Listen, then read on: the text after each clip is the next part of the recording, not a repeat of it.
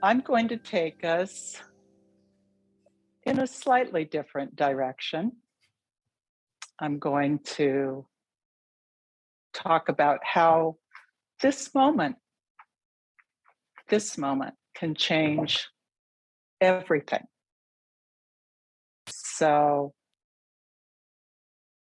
great day, great moment, great possibility, great life, great beginning.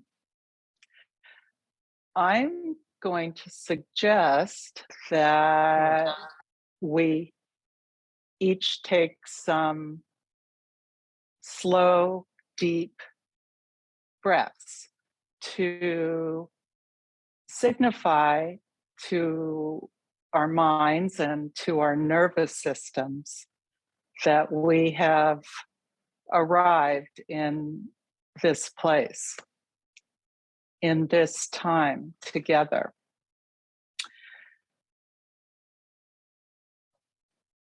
Let us remember that this moment, this short time together, doesn't have to be just another transitional time until the supposedly real, important, consequential part of our life begins. This is it. What's happening right now is the point of everything. There is nothing more important than right now, here, together, we, us. So, in some sense, my message for today has already been delivered. It condenses to one sentence. This one brief moment is everything. Everything. So that said, for anyone who doesn't know me, my name is Sharon Lebell, and I'm an author, a speaker, now a philosophical coach, and a musician. I perform and compose on a one-of-a-kind instrument that has 106 strings, and it's related to the hammer dulcimer and the cymbalum, but I had it built especially for me. I'm best known for writing this book, The Art of Living, and it's a modern interpretation of the teachings of the great Stoic sage Epictetus. I think to honor and continue the tradition Simon has inaugurated with the walled garden, I'm going to briefly play some music to welcome us, to set the tone, and to focus our attention. I don't know what I'm going to play, and that's important. It's important because I'm hoping that you'll follow my example of letting go, of being prepared. Let's, for this brief time together, let's let go of being clever. Let's let go of what we think we know, and even what we think is valuable. Not to disown these things, but to allow new doors to open, and, well, just to make some space to invite in fresh ways of seeing. This whole time together is meant to be an evocation of the wisdom that courses through you all the time, but gets drowned out by the demands of the workaday world, and also all our efforts to seem like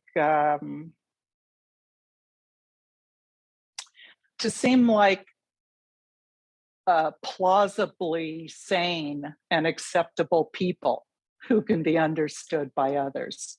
So let's just give all that a little rest. There is such great value in deliberately letting go from time to time, because it allows in what we don't know. So I'm going to fly without a net and allow some music to come through me, and we'll see what happens. Let me see if I can. I hope you'll be able to hear this. I don't have a high-tech thing going on here. Let's see where we go.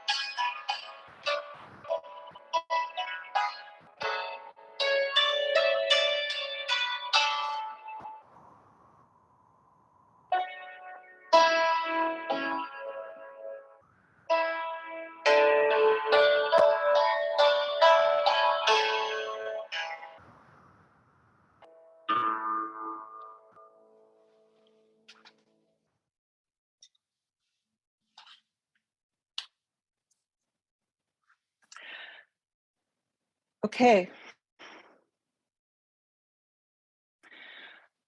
Of all the things I've learned from Epictetus and the Stoics as a group,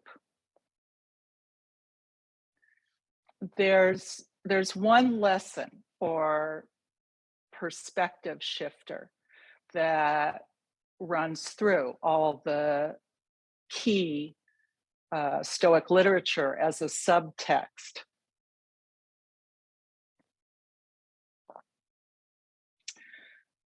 To me, it's an emphatic reminder of the sacred urgency of life itself.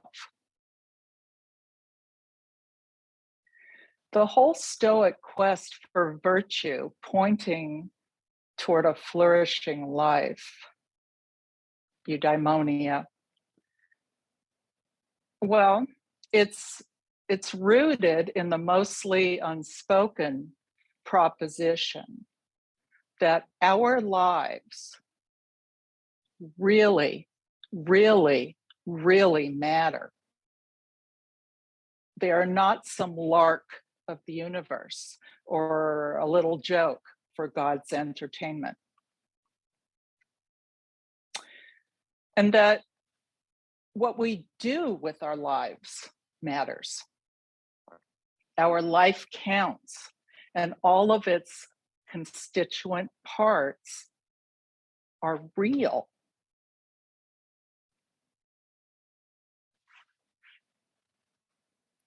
Let me back up a bit. Especially in this time of COVID, there's, at least where I live, there's a common feeling, a kind of longing for when our lives are going to become real again, something solid we can count on with all the conditions that keep us comfortable and reassured put back in their places. Just when will those things go back to the way they were? When will the roller coaster end? But we all know that what we're going through collectively and personally, it's just the way it happens to be at this historical moment. This is life. It's not an intermission or a way station.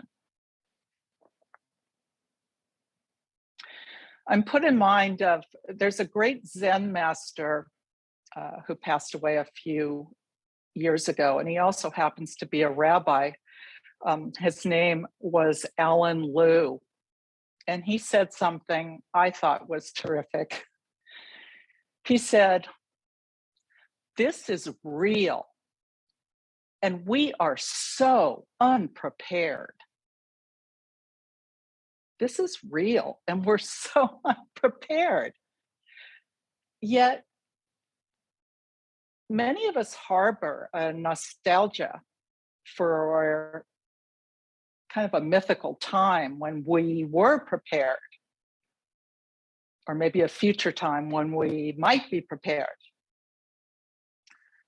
We wish for a time when we weren't so buffeted, so tired, so uncertain, so broadsided so much of the time. Except it was never so. Life has always surprised us. It's always astonished us. And it's always been life. I was raised in the Jewish tradition, which is super preoccupied with identifying the sacred and distinguishing it from the ordinary. I view a Jewish mindset as one of, it's one of constant discernments and distinctions, a kind of ongoing reckoning with minute differences in meaning, as well as observed shared qualities or analogies. And within this mindset, which is completely universal and non-sectarian, there are no provisional moments. There are no transitional moments. There are just moments. Moments to make matter, with the making of the mattering on us. Life matters when we decide to make it so. Sacred time happens when we make it so and act accordingly. This would be when we treat our relationships as real, as consequential, even if we are so unprepared, because we're always going to be unprepared. Always. And isn't that the joy of life's mystery? It never gets boring around here, does it? Well, only if we ourselves become boring and space out.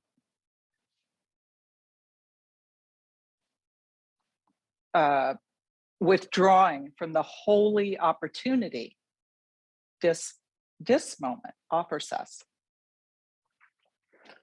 Okay, so what kinds of opportunities does this moment offer us? What's at the buffet? We have the opportunity to be angry, resentful, bored.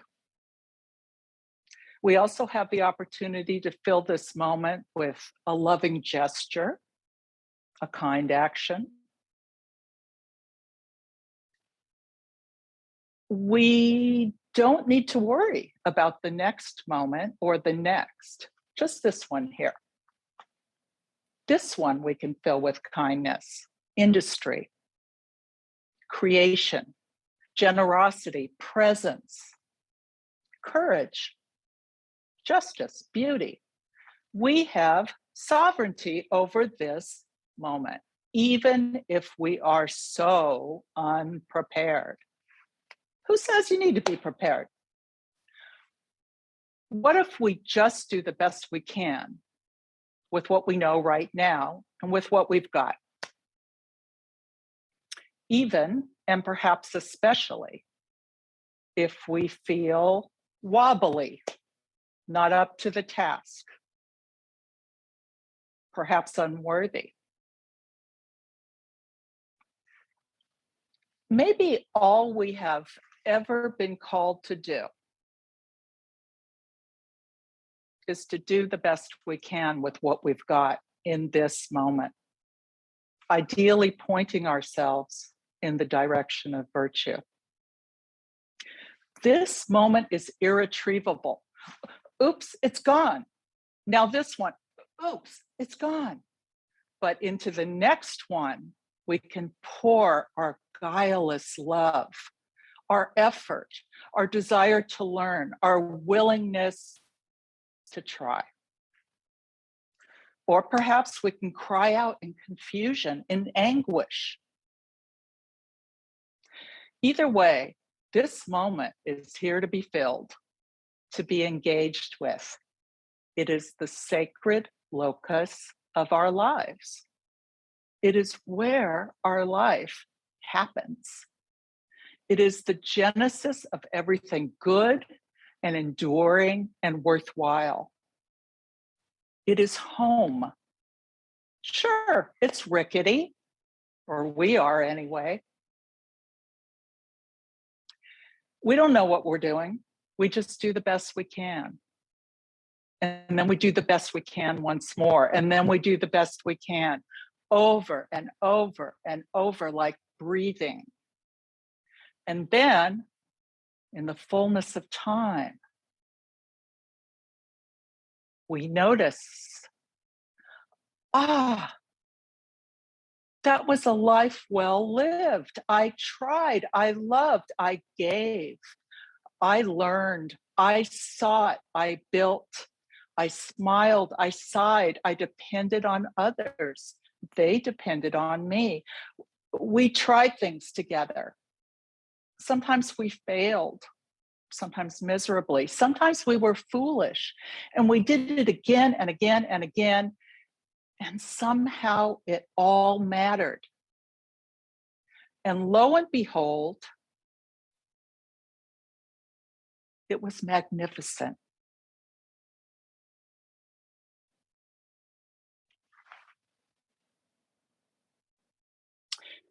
When I was writing The Art of Living, I felt personally addressed by Epictetus. It was like he was saying to me, Sharon, what can you do with a moment? And as I grappled with his teachings, I realized that choice over what I can control is key. And this choice arises in this moment. What can you do with a moment? Well, there's a lot you can do with a moment. You can reach out and hug someone. You can apologize. You can pull the gun's trigger. You can put that drink down and have it be your last. You can make the difficult phone call. You can fill in the blank.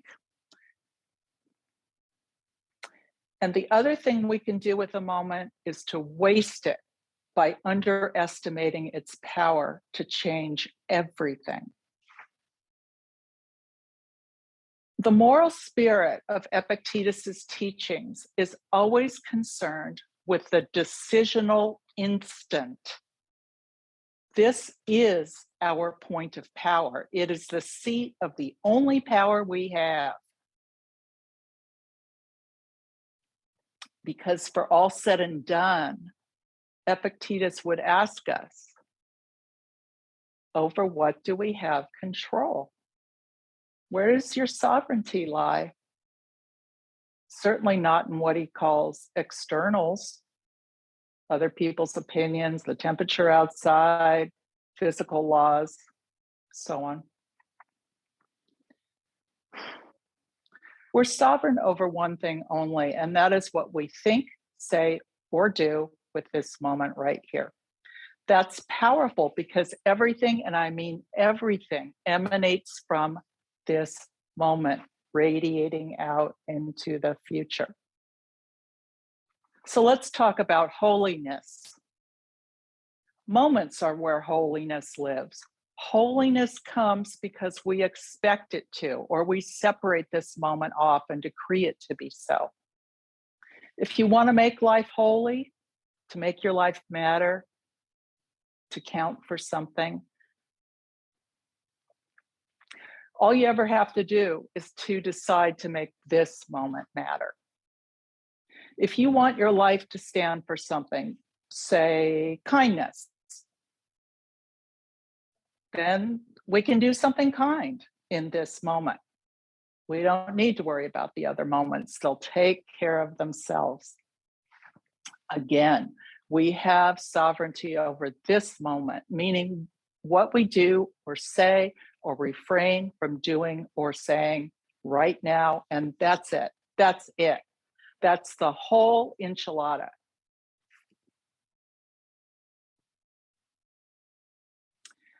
It's often believed that wisdom is esoteric or that it must be hard won.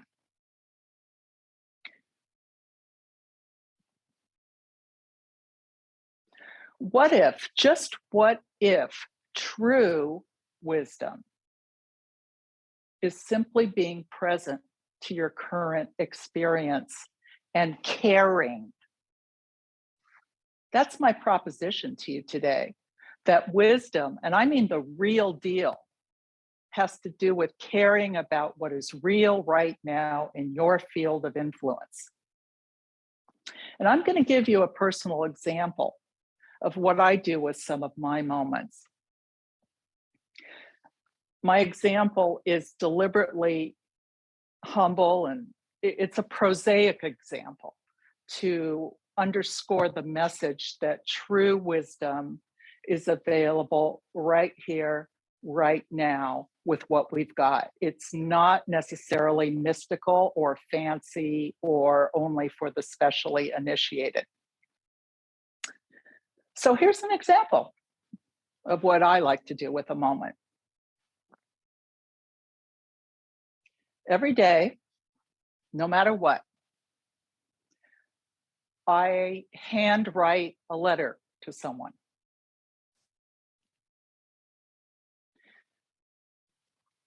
This is a bone simple action, and it fortifies my conviction that it is the supposedly little things that actually are the big things. So I have a shelf, and it has my writing supplies organized. I've got my stationery, postage stamps, and my special pens. What do? I put myself in mind of a person.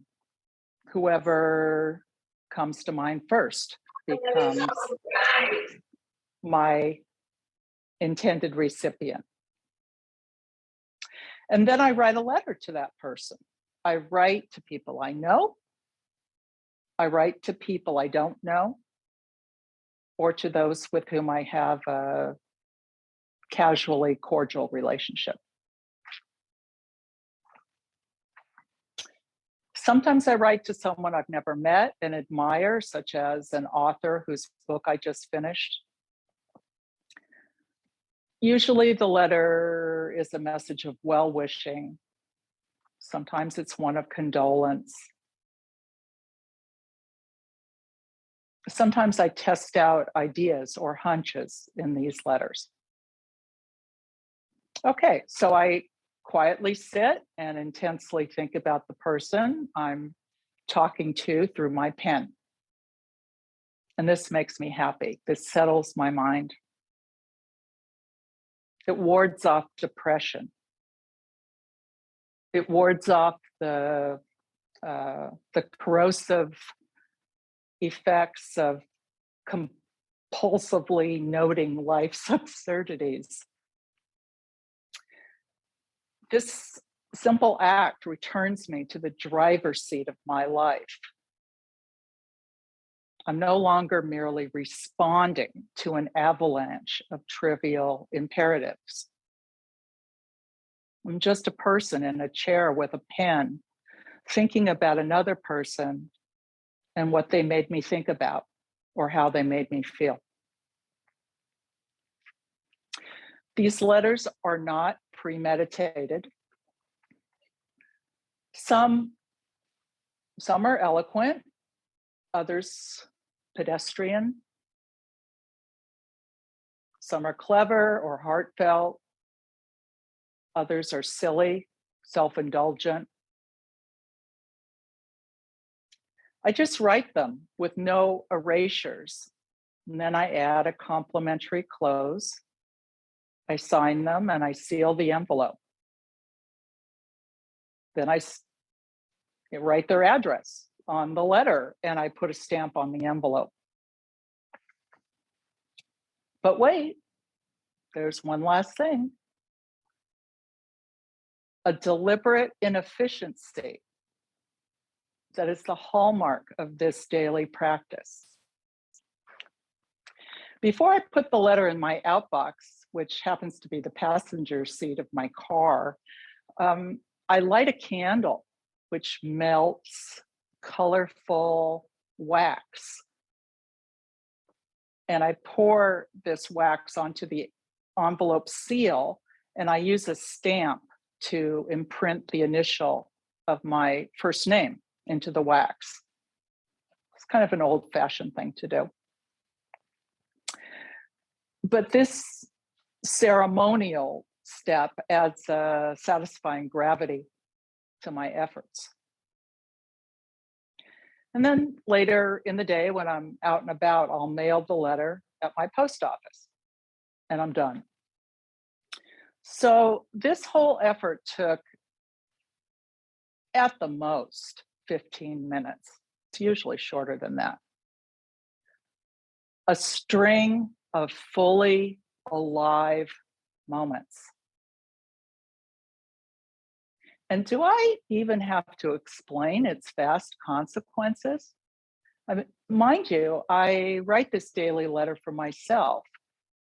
I carry no hope or expectation that I will receive letters back. I do this ritual because it helps me order my mind and order my day. And that itself is sufficient reward. But of course, something immeasurable has happened. I have connected in a focused, open-hearted way with what adds up to 365 people a year. These letters make the recipients feel good, though again, that's not the point of writing them. These notes remind others that they matter. Someone is thinking of them. The value of guileless caring about and connecting with others has been affirmed one more time. And the act of writing each of these letters has strengthened my sense of of belonging to the human family. So, okay, that's it. That's one example of one eccentric person, what I do to wake up to the powerful possibilities of this moments, the moments where we live, the moments where we invest our meaning and our values. The place that is the pivot point of change. Now, why don't I say, like, say, the Roman poet Horace, carpe diem, seize the day. I'll grant you that's a perfectly good suggestion. But a day is big, a day is wiggly, a day is abstract and unwieldy. Whereas this moment is something you can upgrade, you can sanctify it, you can inhabit it, you can surrender to it and invest with all of your love, all of your yearning, all of your grief, all of your hope now. It's right here. And you can give all of yourself to it. And then you can see what happens. So I'm going to close by having a shift to a little musical meditation. I'll play some music that honors the infinite possibilities afforded by any given moment. Or, as I like to say more accurately, I will let the music play me. And what I hope is that you will let the music play you, that you will give yourself a few minutes to drop into yourself by perhaps closing your eyes and lying down or sitting comfortably, and just letting these few undirected, introverted moments be a chance for unsought, small, but mighty questions and revelations to make their appearance. The paradox, of course, is that the more we let go, the more we get. Anyhow, here we go. I'll welcome you back on the other side when we're done.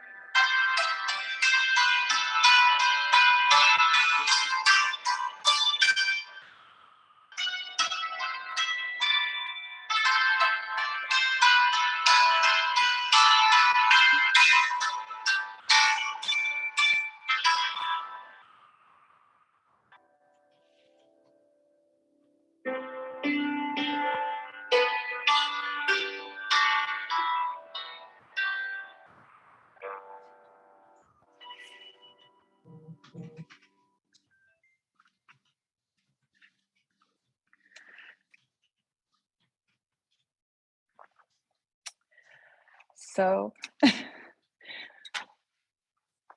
welcome back, my walled garden friends. Do you have any idea how grateful I am to each of you that we get to share this time? What a privilege. What a pleasure. We are making meaning together. We are recalibrating our hearts together. We are together, and this makes all the difference. So all I can say is let's take exquisite care of ourselves and of each other.